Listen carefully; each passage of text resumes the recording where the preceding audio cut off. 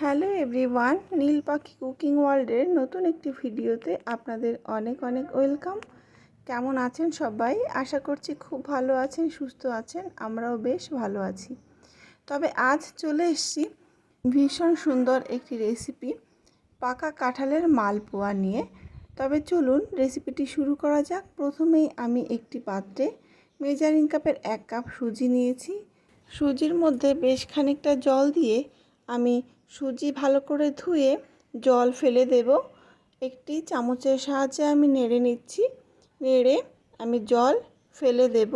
তো দেখুন, জল ফেলে দিয়ে আবার ফিরে এলাম।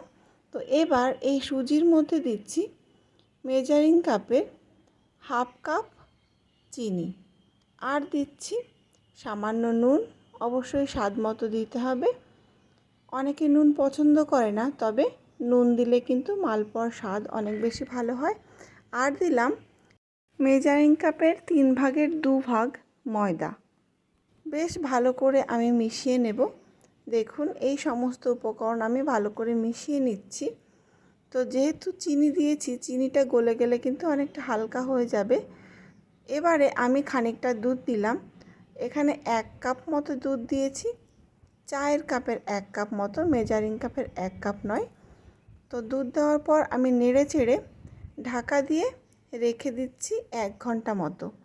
তো এই সময়ের মধ্যে আমি কাঁঠালের কোষ নিয়েছি, এখানে 4 কোষ নিয়ে আটি বাদ দিয়ে মিক্সিং গ্রাইন্ডারের মধ্যে দিয়ে দিচ্ছি। ভালো করে গ্রাইন্ড করে নেব। তো দেখুন, খুব ভালো করে আমি পেস্ট তৈরি করে নিয়েছি, কোনো রকম জল ইউজ করিনি। এবার ফিরে এলাম 1 ঘন্টা পর সেই মিশ্রণ নিয়ে। মিশ্রণটি একটু নেড়ে চেড়ে নিলাম। দেখুন, সুজিও বেশ ভালোভাবে গলে গেছে, আর চিনিও কিন্তু খুব ভালোভাবে গলে গেছে, আর মিশ্রণটি বেশ হালকাও হয়ে গেছে। এবার এই মিশ্রণের মধ্যে আমি কাঁঠালের যে পেস্ট তৈরি করলাম সেটি দিয়ে দিলাম। দিয়ে ভালো করে মিশিয়ে নেব। প্রয়োজন হলে আবার একটু উষ্ণ গরম দুধ দেব, দিয়ে ভালো করে ব্যাটারটি রেডি করে নেব। তো দেখুন, আমি ব্যাটারের ঘনত্বটা কেমন রেখেছি। উপর থেকে ব্যাটার নিচে ফেললে কিন্তু ছড়িয়ে যাচ্ছে, এরকমটাই রেখেছি। খুব পাতলাও হবে না, আবার গাঢ়ও হবে না। এবার একটি কড়াই বসিয়ে নিয়েছি। কড়াই বেশ ভালোভাবে গরম করে সাদা তেল দিয়ে দিলাম বেশ খানিকটা।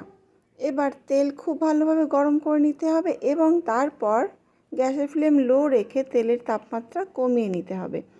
তারপর ব্যাটার দিতে হবে। বেশি তাপমাত্রা রেখে ব্যাটার দিলে কিন্তু ব্যাটার একদম ছিটিয়ে যাবে। তো গ্যাসের ফ্লেম একেবারে লো রেখে তেলের তাপমাত্রা কমিয়ে নিয়ে আমি প্রথম মালপোয়াটি তেলের মধ্যে দিয়ে দিলাম। তো গ্যাসের ফ্লেম কিন্তু এই সময় লোতেই থাকবে। যখন মালপোয়াটি ফুলে উঠবে, তারপর গ্যাসের ফ্লেমটা মিডিয়াম করতে হবে। তো এভাবে একটু তেল মালপোয়ার উপরে দিলাম। তো যেহেতু একদম প্রথম মালপোয়া, তো এটা একটু সামান্য কড়াইয়ের সাথে লাগতেও পারে, আবার নাও পারে। যদি কড়াইয়ের থেকে খুব ভালোভাবে ভেসে ওঠে, তাহলে বুঝবেন যে আপনার কড়াই ঠিকঠাক গরমও হয়েছিল, এবং যদি ঠিকঠাক ফুলে ওঠে তাহলে বুঝবেন আপনার ব্যাটারটা খুব ভালোভাবে রেডি হয়েছে। তো দেখুন, আমার মালপোয়াটা কিন্তু একেবারে পারফেক্ট হয়েছে। এর মানে বুঝতে হবে আমার ব্যাটারটাও ঠিক আছে। তো এইভাবেই আমি পরপর মালপোয়াগুলি ভাজতে থাকব। যদি আপনার মালপোয়া ফুলতে একটু সময় নেয়, তাহলে গরম তেল মালপোয়ার উপরে খুন্তির সাহায্যে তুলে দিলে কিন্তু খুব তাড়াতাড়ি ফুলে ওঠে। তো একইভাবে দেখুন, আমি সমস্ত মালপোয়াগুলি ভেজে নেব। তো দেখুন, 4 থেকে 5টি মালপোয়া আমি ভাজার পর দেখাচ্ছি। তারপর কত সুন্দর ফুলছে।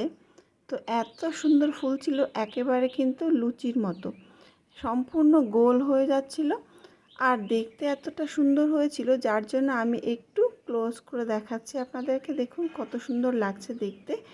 একইভাবে আমি সমস্ত মালপোয়াগুলি ভেজে নিলাম, আর রঙটাও দেখুন কেমন সুন্দর হয়েছে। এভাবে এত সুন্দর মালপোয়া যদি তৈরি করতে হয়, তাহলে অবশ্যই কিন্তু এই রেসিপি ফলো করতে হবে। তো এভাবে অবশ্যই ট্রাই করবেন, আর আমাকে জানাবেন যে আপনার বাড়ির মালপোয়া কেমন হলো খেতে। আর অবশ্যই চ্যানেলটিকে সাবস্ক্রাইব করবেন এই রকম নিত্য নতুন ভিডিও পেতে। তবে আজকের মতো এই পর্যন্তই। ফিরে আসবো আবারও নতুন কোনো রেসিপি নিয়ে। ততক্ষণ ভালো থাকবেন।